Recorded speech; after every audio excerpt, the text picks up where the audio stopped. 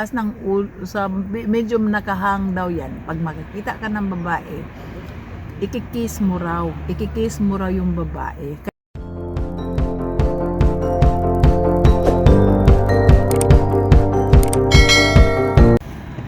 Hello guys, nandito na naman tayo. Lunch time tayo, nandito ako sa sakyan, nagbe-break guys. Kaya dito tayo mag-usap-usap sa ating kwento-kwentuhan ng bayan, di ba? Mainit ang nainitan yung mata ko. Hindi ako makakita sa inyo, kailangan kong mag-glasses. Parang maklaro ko yung pagmumukha niyo. Yan guys. Ito na naman tayo guys. Welcome to my page guys. Kaya ang pagkain natin ngayon is instant noodle. Instant noodle, ang laki-laki ng bowl natin guys. Nandito nga tayo sa sakyanan kasi medyo congested yung break room natin ngayon. May maraming moving kasi yung mga pasyente natin minumove doon. So yan ang noodle natin. At saka meron tayong chicharon. Chicharon, pork rind. Yung chicharon, ubusin lang natin.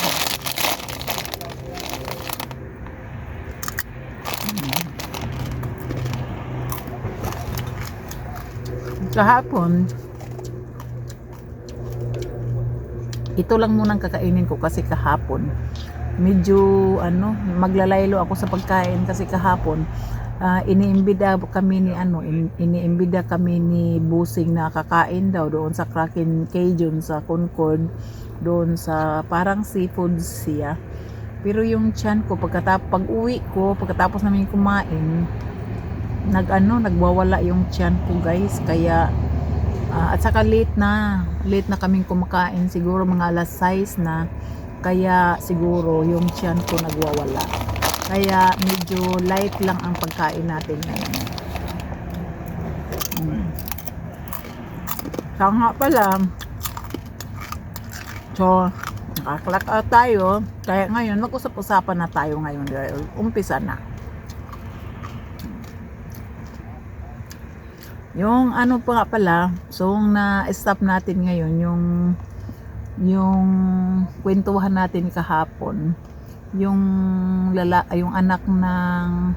isang anak sa naging amo ko. Nung caregiver ako.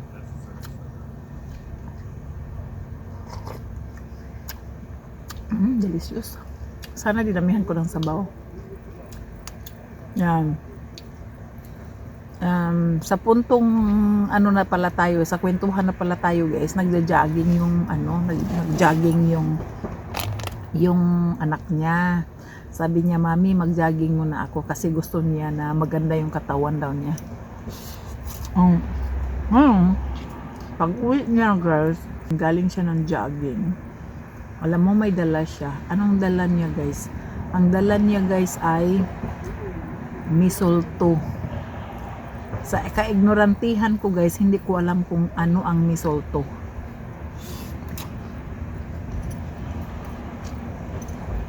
Ang misolto guys, isang uri ng halaman na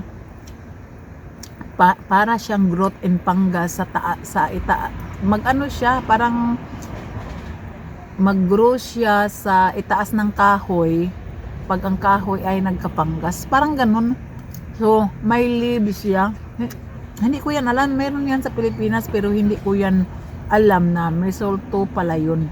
Yung kung sakali yung kahoy, alam mo naman yung anong klaseng kahoy anong klaseng kahoy yan. Tapos sa dulo ng kahoy or kahit na part of sa sanga niya, merong nagpo-fungus, tapos may tumutubo siya, tapos nagiging hanging plant siya, parang leaves siya na naghahang. Yun ang misolto pala yun guys. Mostly makikita mo yan sa kagubatan, doon sa may yung mga moist na surrounding, yung mga ganun, sa kagubatan makikita mo yan, misolto. So ina-introduce niya yung misolto guys. Sabi niya, pag nandyan, pag nakalagay daw yung mistletoe sa itaas ng sa medyo nakahang daw yan, pag makikita ka ng babae, ikikiss mo raw yung babae. Kaya nagdala siya ng mistletoe, guys. Nagdala siya ng mistletoe. Sabi niya, nagdala siya ng mistletoe, ihahang daw niya doon sa bahay niya lang. Kasi gusto daw niya, pag makita niyang babae, ikikiss daw niya. So ngayon, napalaisipan ko na, ihahang niya, sino kaya ang ikikiss niya? Agoy, patay ako nito, sabi ko. Siguro may balak ikikiss ako. Ha? So ngayon, hinahang niya yan, guys, mistletoe. Sabi niya, kikiss daw siya. Ginaganon pa niya yung mistletoe, hinahawakan niya, guys, tapos ginaganon. Pag ihang mo to, kikiss ka ng isang babae, sabi na, daw, kaya kiss daw. Sabi ko pa naman, I don't know that plan. And I don't know that kind of, yung istorya ba ng saying na, I don't know that kind of saying na I never know that the plant, or I never know those kind of plants, mistletoe. Alam ko lang kasi dinadala niya. Yun.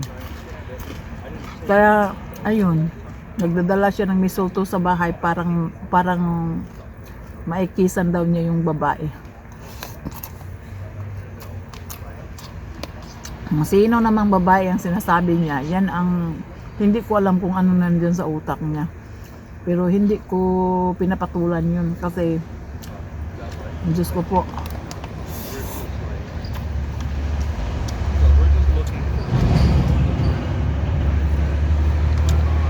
So, yun guys. Yun ang dala niya, guys, mistletoe. Tandaan, i-google mo yan, guys, mistletoe.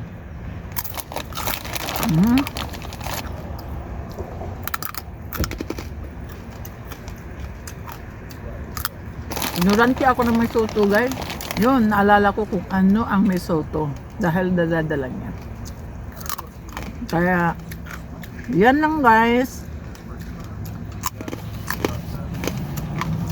Parang hindi masyadong mainit yung sasakyanan. Medyo mainit. Panahon ngayon mainit. At saka tapusin ko muna yung noodle ko. Yung lunch ko.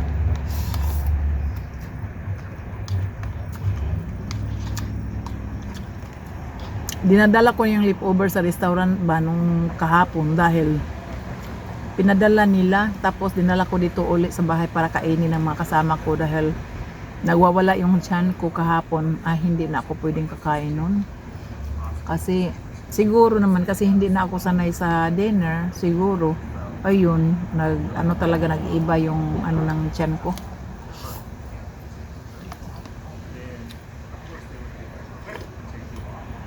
Yan ngayon, ito na lang muna kakainin ko.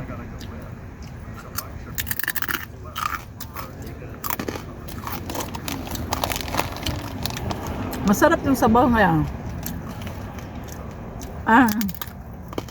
Itong soup na to. Ito. $1.29.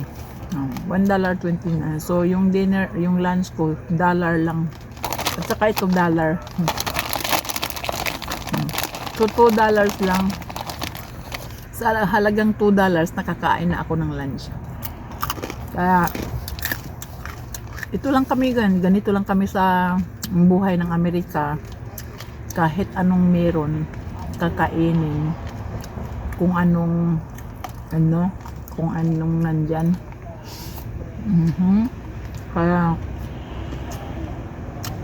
I'll see you guys next time kasi hindi ako masyado komportable dito kasi mainit, walang aircon. Tapos tingnan mo, dito ako sa sakyanan.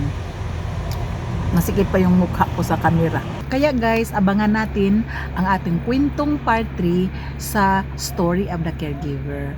Kasi ikikwento ko sa inyo kung bakit ako ay naghinto sa trabaho.